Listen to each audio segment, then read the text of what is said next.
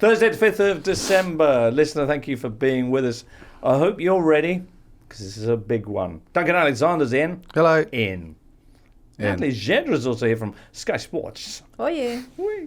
And also Charlie Eccleshare. Hello. Hi, Charlie. The Athletic's most read writer in this time of most listened to, most read, etc. Charlie Eccleshare, the Athletic's most read writer. For 2024. I hope you got some words left over for us. Saved a few up, yeah. Did you?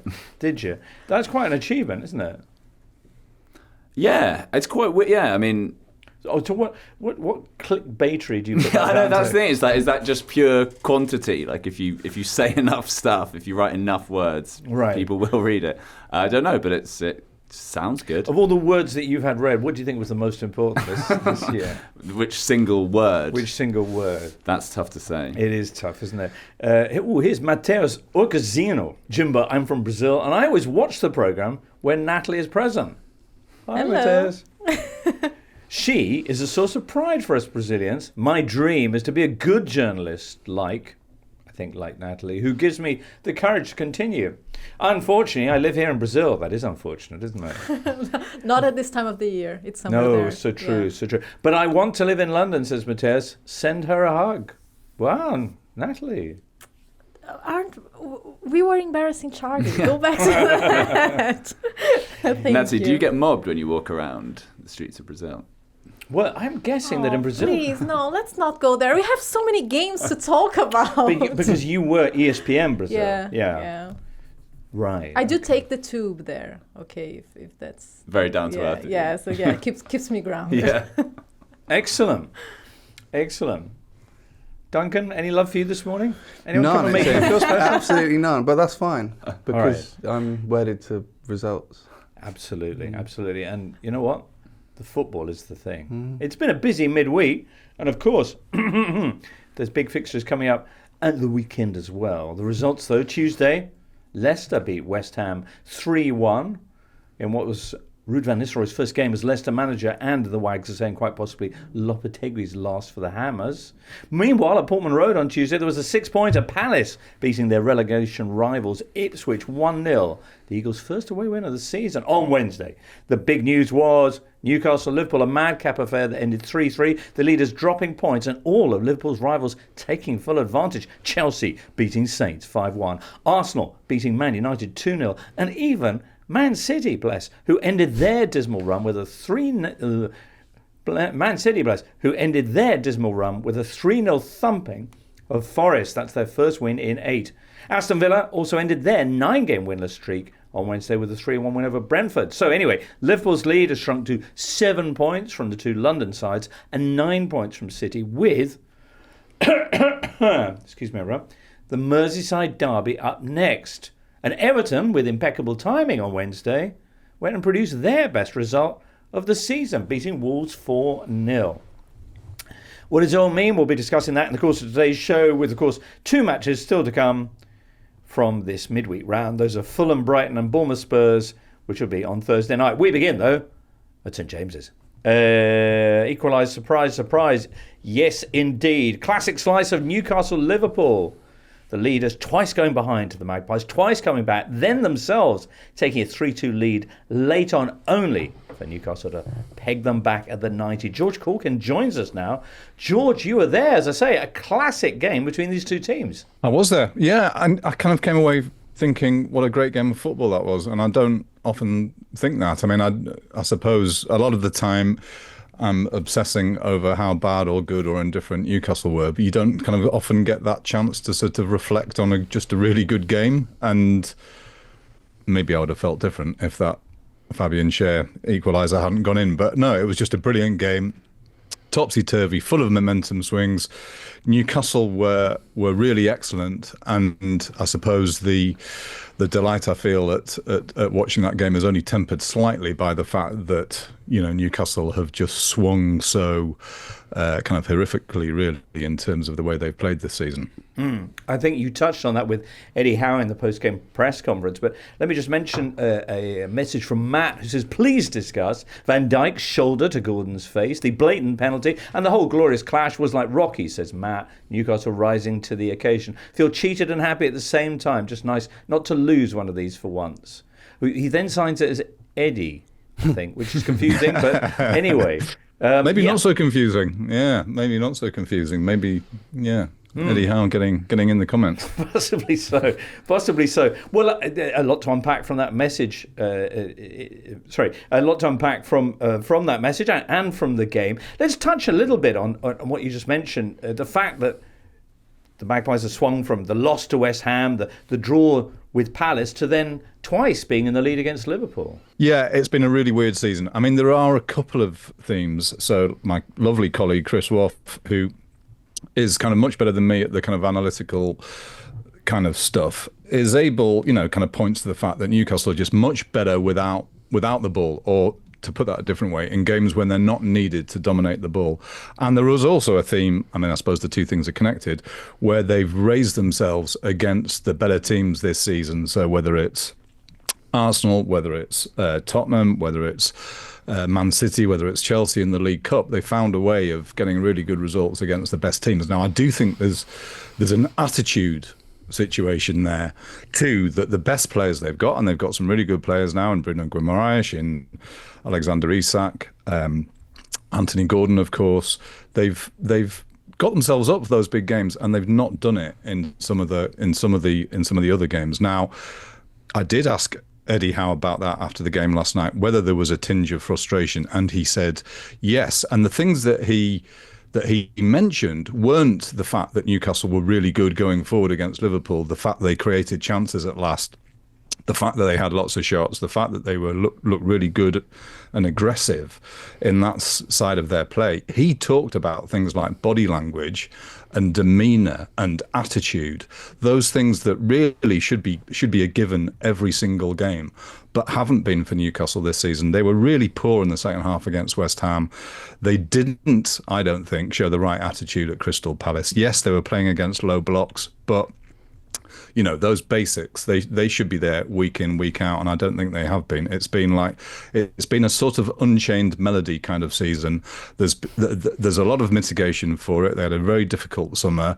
They haven't signed a first team ready player for the last two transfer windows. There's been a kind of lot going on off the pitch, but those things should be there week in, week out.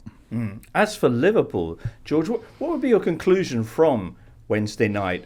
That you can get at them the way that Newcastle repeatedly did, or that slot side can weather a storm like the one they faced and have the stuff of champions? Yeah, a bit of both. I mean, I thought they were, by their own standards, they were poor in the first half. There was that kind of, it's like, can they really be that bad second? No, they won't be that bad second half. They came out and they just looked different. They were really good. The changes they made were effective, and no, I mean, I think, again, Howe talked about them afterwards as being the best team Newcastle have faced this season. I don't think, that's not like a wildly original observation, but I got that thought too. Yeah, I thought they were very impressive the way they got back into the game. I think what Newcastle did after those sort of huge emotional and I'm sure, draining physical games against Man City and Real Madrid, Newcastle did get at them. Arne Slot talked about Newcastle's aggression, not aggression in a horribly physical way, but just the way they pressed didn't give them a moment's peace. But that wasn't going to last for 90 minutes, and Liverpool hung in there, and there were just some kind of beautiful moments of quality in the second half where Salah can have a really quiet first hour and then suddenly he's cutting through you like a knife. Just kind of beautiful to watch. They're a really good team. And yeah, they found a way to stay in it. They'll be annoyed that they didn't win it, having finally been leading so late on in the game. But no, I thought they looked really good. All right. Well, we shall see what happens this weekend with the derby. Of course, for Newcastle, it's a trip to the G-Tech. So what, 0-0, you think, or a Brentford win there probably? Yeah, they'll lose 4-0 there, and then we'll all be getting really pissed off again. I don't know. I mean, I think Brentford have scored more goals at home than any other team in the Premier League. So shows how dangerous they are. But it also might be the kind of game that suits Newcastle away from home, where it's a team that's having a go at them. They can counter, they can attack on the break, maybe. So maybe it's a kind of good game for them to play. Famous last words. They've got a very good record against Brentford, but yeah, I think that's it. You're just not sure what Newcastle will turn up. I've said already that there've been enough turning points this season to make you feel dizzy as a Newcastle fan. Let's see. It would be nice to think it's the start of a very good run, but the way this season's gone so far, I wouldn't put money on it. Indeed not. George, thank you so much for being with us this morning, and speak to you soon. George Corkin. Good Lord. Well, Mo Salah. Dominating proceedings once again. Mo Salah, Natalie. It's like he has this tunnel vision when he's on the ball, and he's so driven to the goal, which should be pretty obvious for an attacking player, but the way he does it, it looks different, and it is very, very impressive to watch. He's the top scorer in the Premier League now with 13 goals. Haaland has only 12 goals, so we have a new top scorer. But we're talking about these attacking players and Salah again making the difference, but the best finish was Schär's, was Fabian Schär's, because it was so unlikely. That goal was very unlikely. The lack of angle, I couldn't believe it when the ball went in. A wildly more difficult angle than the one that, say, Anthony Gordon had earlier on in the game, with the chance to give Newcastle a 2-goal lead. Speaking of Gordon, what did you make of Van Dijk's ever so casual shoulder to the face? I thought it was magnificently done. Yeah. Because you couldn't really sanction him for it, but when you saw the replay, it was 100% intentional. Sort of plausible deniability. He does that a bit. He's done that a few times. I saw there were Everton fans pointing this out. He's 100%. There are players who get away with more than others. I used to find it, England internationals back in the day, guys like Terry, Carragher, Shearer. Shearer could do what he wanted. Neil Lennon and Filbert Street. He could genuinely do what he wanted, and it was like, but it's, Van Dijk gets the benefit of the doubt because he's so cool, he struts around. He's always talking to the ref, who knows as well. He's just having a constant chat. He has a dialogue. Hey, you can't book me for that. But there is something. It's like, he wouldn't do that. He's too cool and chilled out. Give him the benefit of the doubt. 100%. Those kind of, we all have unconscious biases. Just had to Joey Barton went near a player, but no, I do think Van Dijk. Obviously he's earned that by being amazing and having that aura. But yeah, it's also a bigger deal to send off a player like him, and I do think, unconsciously or otherwise, that's gonna have an effect. I don't know in this case. Yeah, he can probably say, didn't mean it. But. Didn't mean it. And a shout to Sandro Tonali. Okay, yeah. Brilliant match. For parts of the season, a lot of Newcastle fans were questioning if that midfield would ever work with him and Bruno Guimarães and Joelinton. And it did. He was exceptional, especially off the ball. His work rate was fantastic. So inspiring stuff for Newcastle fans with him. Concerns for Liverpool ahead of the Merseyside derby? We'll look at what Everton did a little bit later on. Were there any cracks showing there, do you think? Not really. It happened before this season, Liverpool in the slow starts, but they always manage to get back into their rhythm. Maybe this might be a concern at some point of the season. If they keep doing it over and over again, there will come a time where they won't just make it happen in the second half. And to be fair, Newcastle's pressing in the first half was perfect. But I wouldn't be too worried. As George mentioned, they come from the back on the back of Real Madrid, Man City. It's almost natural that they have a little bit of a dip.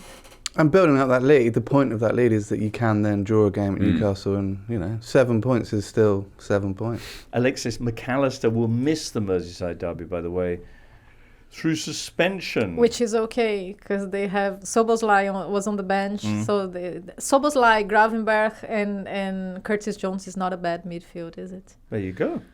We'll talk more about the Merseyside derby later on, but meanwhile on Wednesday night, Duncan, you were at the Emirates for Arsenal 2, Man United nothing whatsoever. Yes.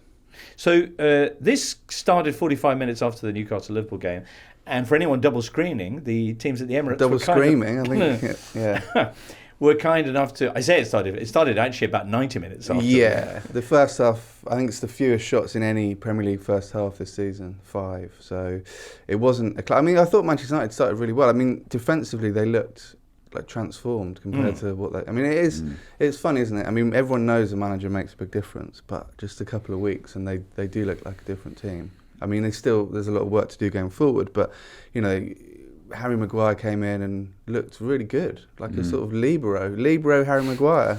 Ruben Amorim is a genius. So, but yeah, Arsenal just didn't get going really. There was sort of a creeping frustration as well, because I think people realised that Liverpool, because obviously the score was changing a lot, but people realised that Liverpool looked like they were dropping points. So it was like, you know, here's your chance. Yeah, here's your chance. No Gabriel, but 2 more goals from corners. That doesn't change. Yeah, I thought the corner delivery was. I mean, it's always good, but Rice, Declan Rice, he nearly scored one as well, straight for direct. I think he might do that. Yeah, I thought I did shout Olympic corner at the time. I do that generally in the street, so it's not that surprising. But yeah, I mean, Rice, he has games where his delivery can be a bit iffy, but that was the most consistent I've ever seen him. And it's weird because it was only this time last year, maybe a bit later, that he even got moved onto corners. Yeah, it was a game against Crystal Palace where I think he set up 2 for Gabriel, which was in the January, and that was when they'd had that winter sun and came back and just looked a team transformed. And yeah, he's improved that so much. He's got a lot of assists by doing that. You often come back from holiday with a new rice dish to experiment with, and there we go. So nice. You don't. But it was interesting because he was hitting the near post, which obviously. I mean, it's kind of retro to see a near post corner and then flicked in the Timber one. But Saka from the other side was going far post. And Arsenal's kind of, they're so wedded to in-swing corners, but they're so good at them as well. I mean, you know, United were pretty good at defending for a lot of that game. Yeah, every time Arsenal had a corner, and they won 13-0 on corners, which is the real quiz. Extraordinary. There was a genuine, it was almost the way that Rory Delap when he had a throw. I know Berbatov mentioned apparently Stoke after the game, but I mean it was different because Stoke were throw-ins, not corners. But there was that same sort of palpable sense of something's going to happen. Which Arsenal had more shots from corners than they did from open play in the game against Manchester United. Jack Lang saying max 4 corners per game, then throw-ins. Stop this reign of terror. Some kind of legislation is going to be needed soon. Jurrien Timber with the first goal, which was his first goal for Arsenal. That came with the first shot on target by either side after 54 minutes. And then the second scored by William Saliba's, other body parts to give it its official designation.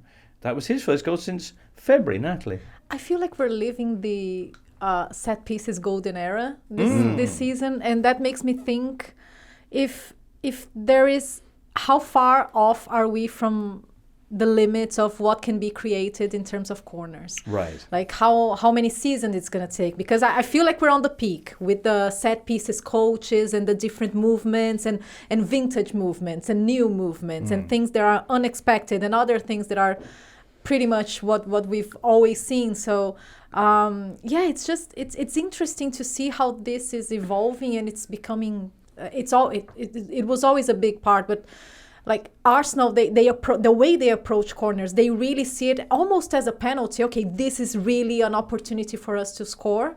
So I think it's fascinating. Yeah, what do you think's the next kind of unmined area of marginal gain? Well, it is interesting because we probably the way football works, you get an advantage and then the other teams catch up, and we probably are at a point as well because the amount teams can train, especially this time of year, is so limited. Teams are focusing more on their attacking set pieces than they are their defensive ones. So there is this kind of inherent advantage with the attacking ones. I don't know. I mean, throw-ins is another frontier. Do you remember Liverpool got the throw-in coach and were kind of ridiculed? But Arsenal as well, Who's laughing now? Well, yeah, exactly. Certainly not that throw-in coach who's quite vocal. Yeah, that guy. But Arsenal do, on their throw-ins, they do something quite different as well, where they, especially from the right, someone will come close and another player will run and they'll play it almost like a pass into someone like Saka or Odegaard, and then they're coming in from that side. The other thing they do as well is they'll get a Havertz or someone running along the goal line and throw it to him, and the best advantage is he gets the ball in a dangerous position. But what often happens is the defender then gives the ball away for a corner. What have you done, you crazy defender? Because the corner from the second goal came from Odegaard pressurising Rashford, and he kind of panicked and gave away quite a cheap corner. But, that's the thing as well. That comes from Odegaard working really hard to win the corner. The other thing you notice as well when you're at the games, I mean, maybe on TV as well, but I think it's more obvious when you're there, is how slowly the corner takers, Saka in particular walks so slowly. It probably takes like 30, 40 seconds to walk to the quadrant. And I think that's really important. And often David Raya will run over to Jova, get some additional instructions, then he spends the corners in the centre circle shouting at other players. So, I mean, the level of kind of preparation and research is very impressive. They did that. They beat Everton 1-0 away last season, and their goal came from a corner. Trossard scored it. But it was a corner in inverted commas, but they played it short, and there was lots of moving about. But in that game, they were taking ages, and it hadn't been done before, and the Sky commentators were getting... sort of like, what is this? What are they doing? Are they allowed to take this long? Like, what's going on? But it's kind of crazy because they obviously calculated that you get this sort of imperceptible advantage by taking a long time. Maybe it unsettles the defenders. Maybe they overthink. Maybe they lose concentration. But they keep doing it, so they obviously think it does something. But it's quite impressive. It's elite. What was the mood like at the Emirates? Some people have been pointing out this is almost like Arsenal were after they had their winter break last year. This time they've done it without the need to fly off to a Gulf state. I think there was a lot of relief at the end, and I think a feeling that 7 points, although contrary to what we said about 10 minutes ago, that it's a big week. Well, there was a 4-point swing in this game. They were 11 points back at 1 point, and then 7 points back. Yeah. I do think that that lead in the title race was sort of the equivalent of if you're 2-0 down or 3-0 down in a game, you're like, dangerous lead. Well, not that necessarily, but it's like, whatever happens, we need to get the next goal. Because if we don't, like, if that 9 had become 11, that's really hard. In the same way, if you go 2-3-0, it's like, okay, game over now. I think they had to get the next points difference, had to be theirs to kind of keep it competitive, which they've done the first bit of many they'll need to do. Yeah, and I think the fact Chelsea are also in there is not actually ideal. Above Arsenal. Yeah, but I think it also kind of, at this stage of the season, I think it helps Arsenal. I think it's better to have more than one. I think it puts Liverpool under more pressure to have two teams, probably three if you include City, chasing them. So, yeah, and it sort of speaks to the job Amorim's got in a sense that no one at the ground was really like, can we beat Man United? It was like, we need to beat Man United because they're like a team that aren't quite in this echelon. So. Ruben Amorim, that was his first league defeat in a year. Yeah. Look, imagine revenge for Mikel Arteta.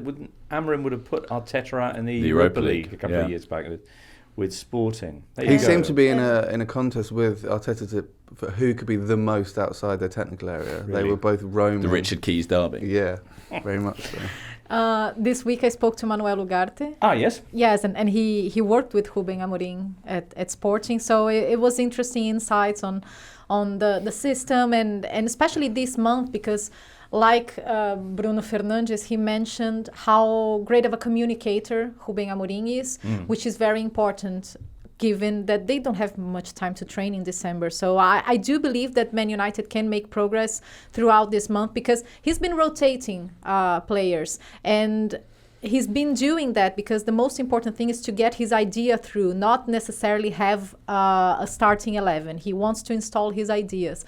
And Manuel Ugarte was talking about how good of a communicator is he in terms of like getting his ideas very clear. And they don't do much training in terms of many hours on the pitch. So I do believe Man United can show some progress, even if it's December, even if it's a new manager, even if they don't have enough time to train. Okay, down in 11th place at the moment, but a win would spin them up this weekend, potentially as high as the European places. They have lost 4 in a row against Arsenal. Something positive there for United, who on Wednesday did lose their 4th game in a row against Arsenal in the Premier League.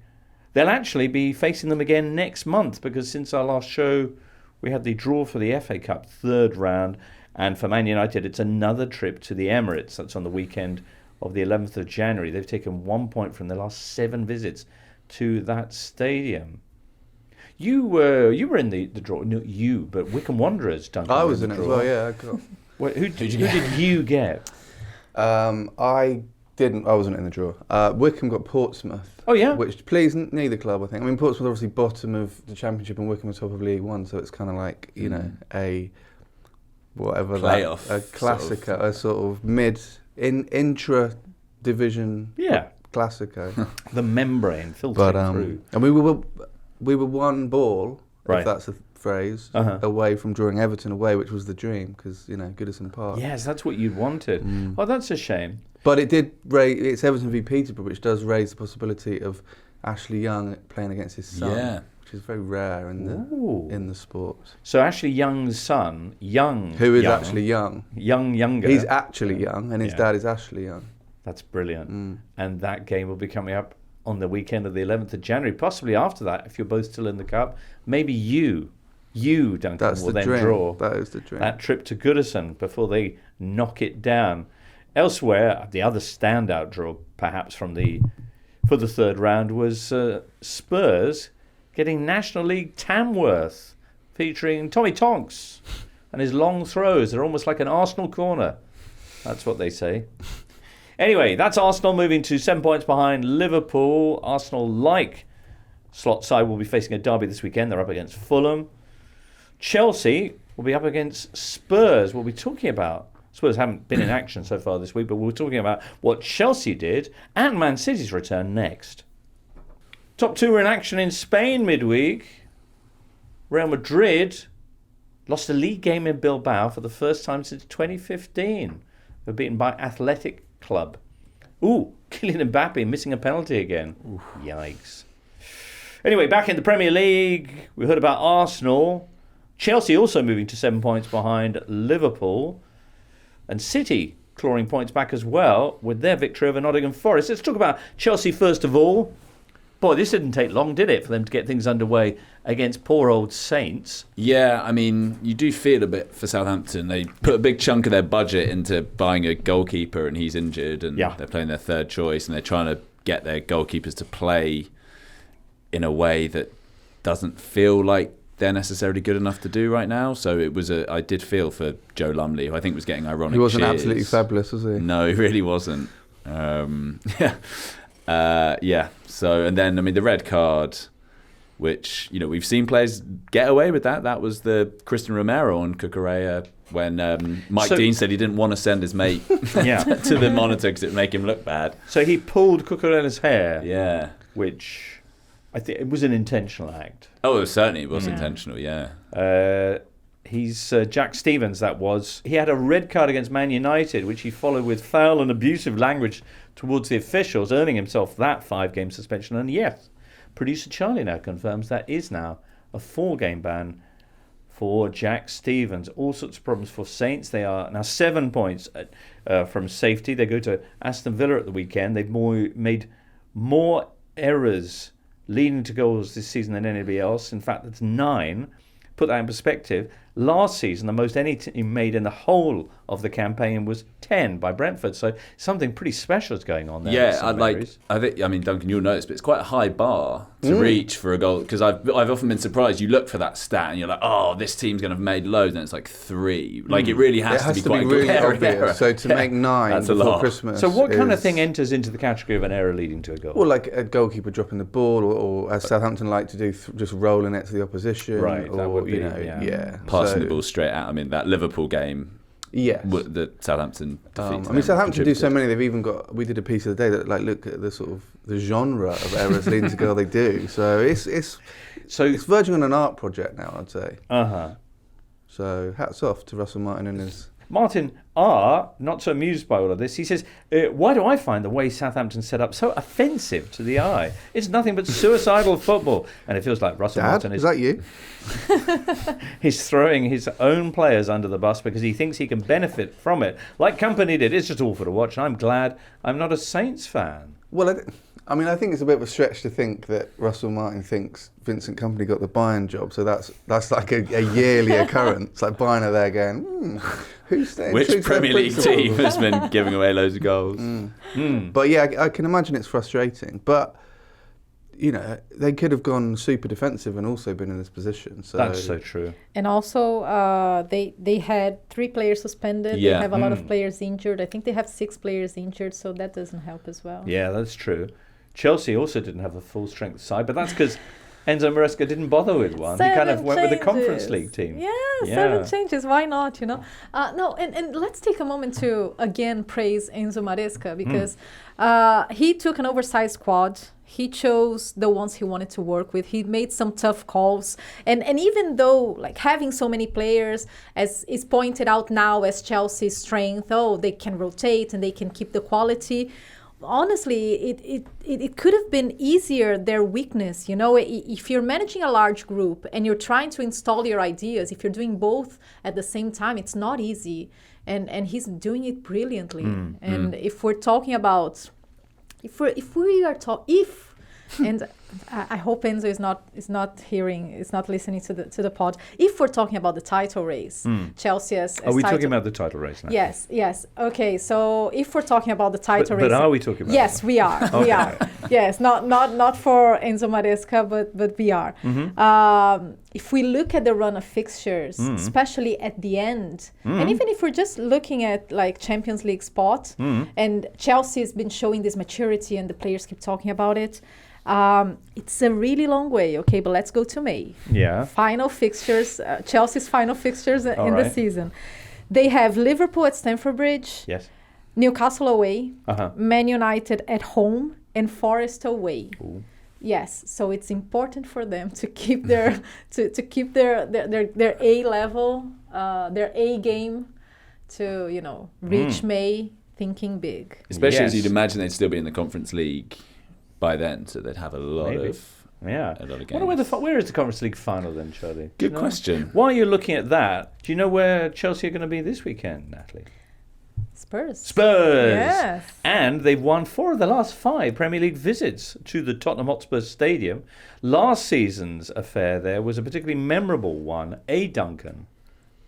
it was Yes. very memorable. It was the one It was where the High about- Line yeah. madness. Was it like 4 Spurs players got What did Anne say? It's what we do, It's mate. just who we are, mate. Yeah. nine men, but basically the remaining 9 men pitched up on the halfway Well, line. eight of them, and Eight. they did at least leave the keeper back. I mean, So he was, I mean, it was one of the craziest games I've ever been at. It was. You were there, Charlie? Yeah, it was absolutely mad. I mean, the first half took about an hour. It was Right. one of those with just constant, like, lengthy VAR checks and red cards, players getting injured. I mean, it was mad because Spurs were top of the league. they'd won 8 and drawn 2. They'd won right? 8 and drawn 2, the first 10. And yeah, so going into that weekend, they were top and they were flying high. They went 1-0 up. They nearly went 2. Son had a goal disallowed by the teeniest of margins. And at that point, they were like, it was. The title was there. It was genuinely at that point. I think if they'd won that game, it would have been a kind of like, how can they not be in the title race kind of discourse. And then the goal was disallowed. Chelsea scored. Romero was sent off. And then Udogie got sent off in the second half. And yeah, they had this 9 men, the high line. It was utterly mad. And then they nearly equalised themselves. The 9 men of Spurs nearly equalised. Eric Dyer was just offside. And eventually Chelsea kind of worked out how to pick the lock. And then Nicholas Jackson scored one of the worst. Like, if you can score a bad Premier League hat-trick, this was it. It was something like, because he'd missed a load of chances. But then by the end, they were kind of like, they'd have like 5 players through on the goalkeeper, and he did just about then get a few goals over the line. But it was crazy. But it's funny if you look, because Cole Palmer scored from the spot, and as Charlie says, Jackson got a hat trick. And back then, that both seemed a little bit outlandish. But now they're both good players. So, Indeed. yeah. Spurs yet to play this midweek, of course. Thursday night they'll be in action, but that's a huge game. Huge game. It is, yeah. I mean, I think it's a big test for Chelsea. Can they go and stamp their authority on Spurs? I mean, Chelsea fans were ungrateful. singing. We should acknowledge they had the highest ever expected goals away from home, 5.3, which is decent. #Southampton. And we should also acknowledge the fans saying we've got our Chelsea back, which is classic football fans. We've got our Chelsea back. As in, we're winning games. It's like when a team goes through a bad spell and people are like, just falling out of love with football at the moment. It's like, are you? Or is your team just not winning games? Perhaps. But Man City got their football back. Yeah. Crisis is over. 3-0 win over Nottingham Forest. Natalie, you saw the first half of this, and then you felt the job was done. Yeah, I felt it was one of those where City just looked like, well, I said that against Feyenoord as well, but where City was just going to manage things. I took a risk. But there was Liverpool off. on the other side, and that looked like it might be interesting, and it did indeed prove so. But Kevin De Bruyne has returned to the starting lineup, coinciding with their first win in 8 games. And I say coinciding, but it was no coincidence. Yeah, no, definitely. Well, the first goal, actually, Gundogan to Kevin to Bernardo, who hasn't scored a Premier League since January. It's basically like the players you really wanted to see stepping up and that haven't been. They looked much more dynamic. The movement improved a lot. Kevin starting, and then 30 minutes, City was winning 1-0, and Kevin misplaces a pass, and Chris Wood misses a massive chance. And then 1 minute later, Kevin scores, and this is what big players do. And to be fair, this is what City used to do. They wouldn't let things get into their heads, and Kevin was just very natural. Even when he was talking about his goal, he was like, "Oh, actually, I was surprised with the amount of space I had, so I really had to take the chance. I couldn't miss that." And that says something about like Forest defending. They weren't. City were really able to open them up, and Kevin he looked well. He looked like Kevin De Bruyne, and he said that on second half he tried to manage a little bit in terms of physicality. He got 70 minutes, so that's inspiring. And then Doku doing his thing and being vertical 1-on-1 and 3-0, and yeah, it looked like a City win very much. Are they back, Natalie? Oh God. Just don't ask me that. Okay, we should see. The verdict this weekend will come at Selhurst Park. Which has been, weirdly, a sort of bogey ground in the Guardiola era. They had to sort of... Well, there was that draw they had, didn't they? The 0-0 and that when they were on that mad run. All or nothing, and they had to make out like it was a huge crisis. We're only 14 points clear now, guys. Yeah, it was... I think you'll be okay. We do talk every year about Pep finding some sort of solution, and Grealish played centrally in this game. He did. Which is... maybe that's the tweak. Actually, Kevin was talking about the system. He was like, yeah, it was a bit weird because it was almost like a 3-3-4. It was a weird one because he and Bernardo were playing on the right and Jack playing as a number 10. And he did well. He did well. So. And Gvardiol playing in this crazily kind of advanced role. I mean, not just, like an overlapping fullback, but fullback kind of playing in field, but also incredibly advanced. I mean, that guy. It's a really interesting role that he plays, and he gets so many goals. And could have done yesterday. So it feels like City is back. Doing crazy things. Yeah. It will be really like, can they find a solution that they haven't really been able to do yet? It's been so debilitating not having Rodri, but maybe they'll work it out. If anyone can, Pep can. But here we are. We're reaching the first of the last ofs with Goodison Park. It's true. Their actual last game is home to Southampton, so that might end quite well. So, yeah. But, I mean, Merseyside derbies, Everton hosting Merseyside derbies. You've been to one, haven't you, Natalie? Yes, no, I've been to a few. I've been to one. Have you been to one, Charlie? I've not, no. No. Get along this weekend. Oh, yeah, just stroll in. Stroll in. Yeah. Wave your card. I do remember that 4-4 in 91. Okay. Because it was one of... I'd never seen a 4-4 or heard about a 4-4 before, and I was really. You never forget your first 4-4. No, it's true. It's a landmark moment, and then obviously with the aftermath of Dalglish resigning, it seared itself into my brain, my young brain. What was that one? There was the Gary McAllister one on Easter weekend when Liverpool were going for that treble of sorts, and he scored that crazy free kick. Yes, we heard just then, yeah.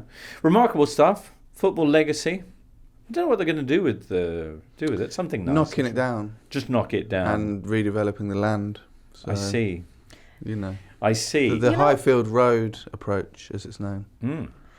You know what I'm gonna miss about not only Merseyside derbies at the Goodison, but really big games at the Goodison is that, like, if I had to describe for someone who's not from England, like, a proper football experience, just I would describe a ground with like narrow streets around it and residential area. And if you're there in a big game as the Merseyside derby, you really feel it. And like today, this become more and more rare because you see these big grounds and everything is very expanded and you have all this space around, and it is different. Around Goodison, it is different. It is a really special, different ground. Teeny press box. Which, tiny, very small. Which, if you've got long legs, isn't ideal. But no, it is a really special and unique place.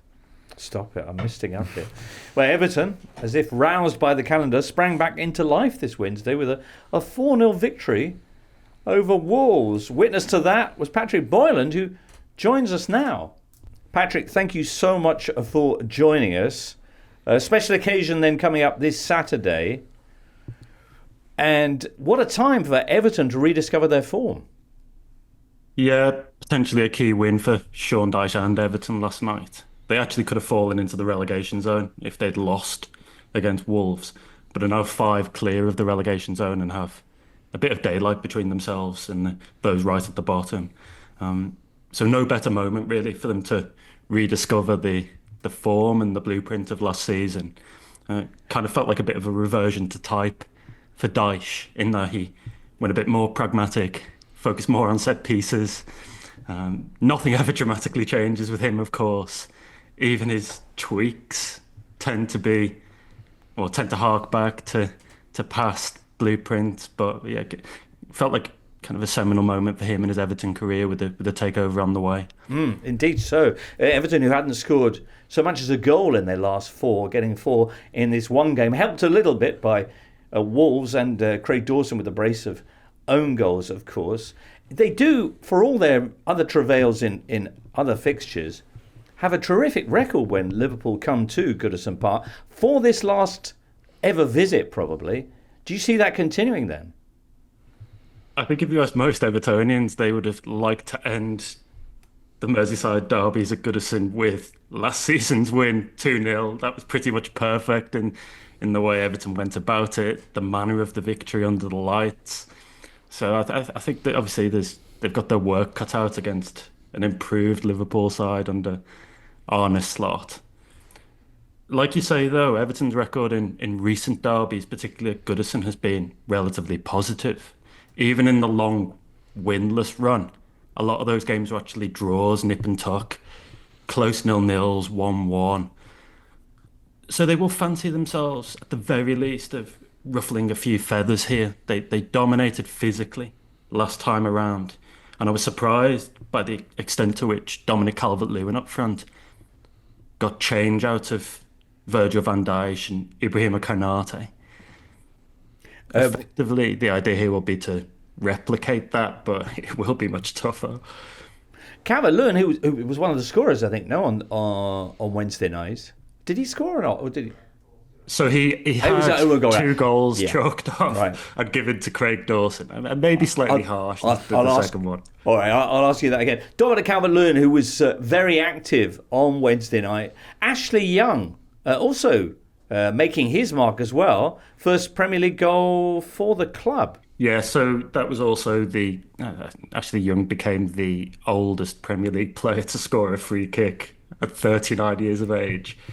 And actually, he's had a really good season in the main so far. I would say that he has undoubtedly been Everton's best fullback. And admittedly, the bar is very low there, given some of the other performances.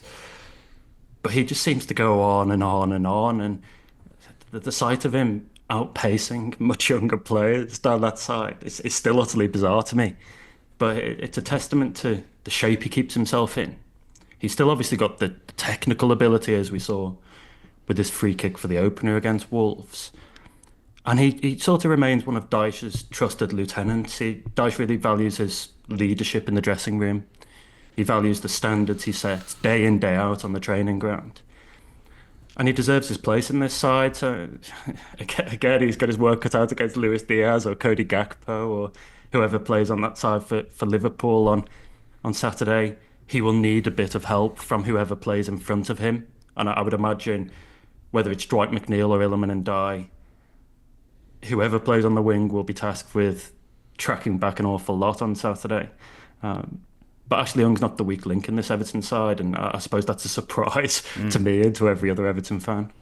Patrick, is Saturday one of those games which will start to really bring home the fact that this is the final season, probably for Goodison? Has it really sunk in, and will the fact that this is probably the last derby there going to make it a really emotional occasion?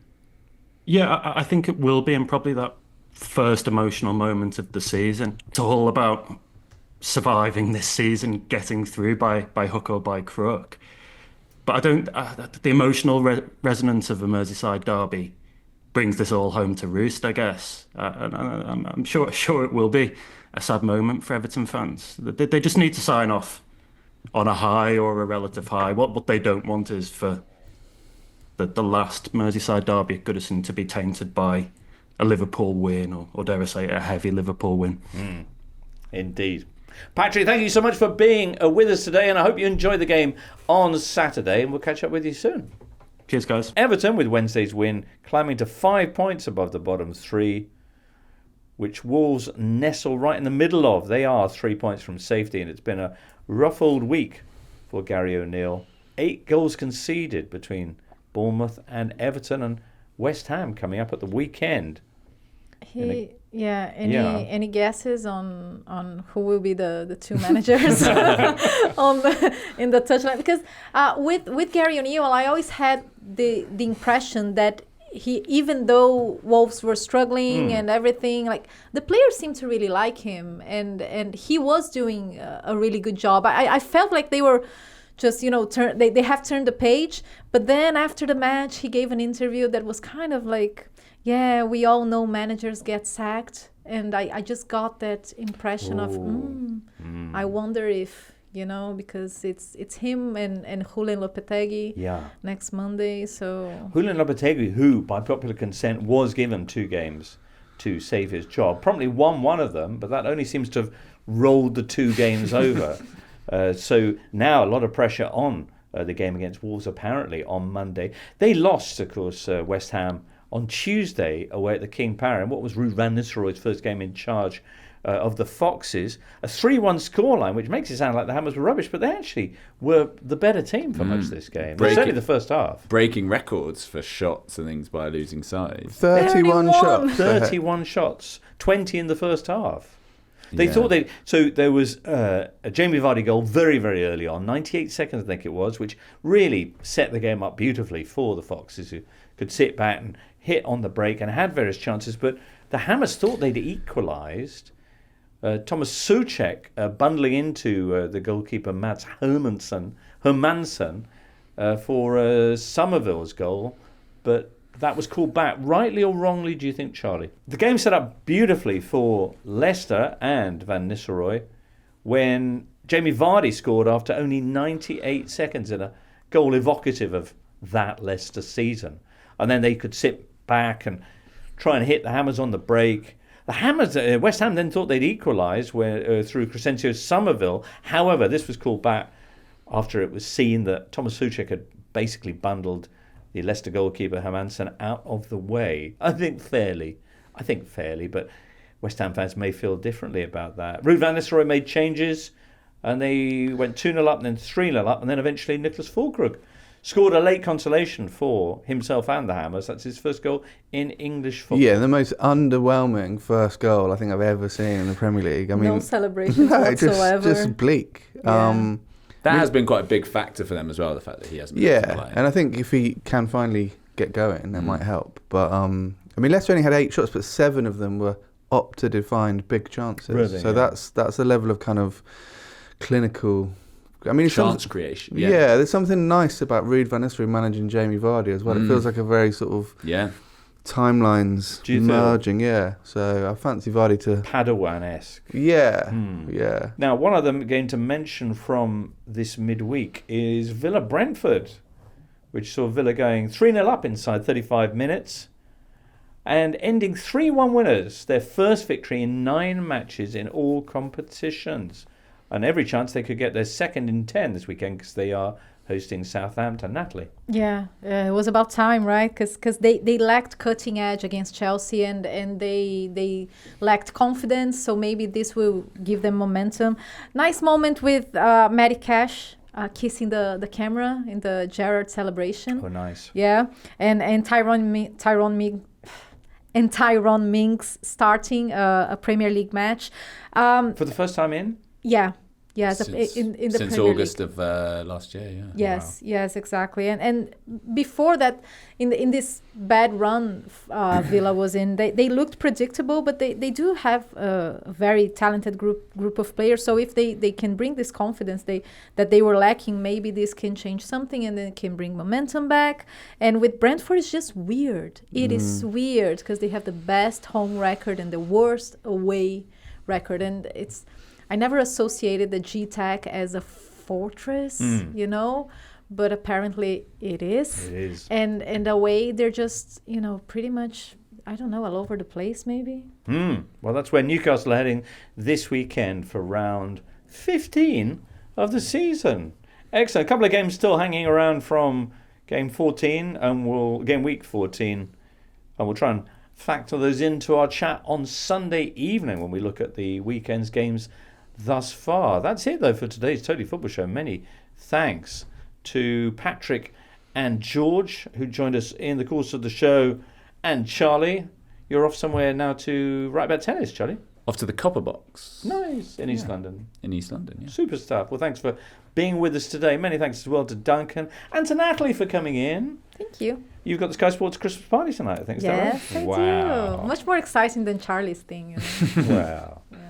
And many thanks as well to Rachel and producer Charlie. And you, listener stroke viewer, do hope you'll be with us Sunday night. For now, from all of us here, it's goodbye. The Totally Football Show podcast is available 3 times a week, bringing you all the football news you could reasonably be expected to care about. We've got views, we've got stats, we've got analysis, we've got some of the best football writers around, and the whole thing is absolutely free. So have a listen on Spotify or Apple Podcasts or all the usual places by clicking on the link below.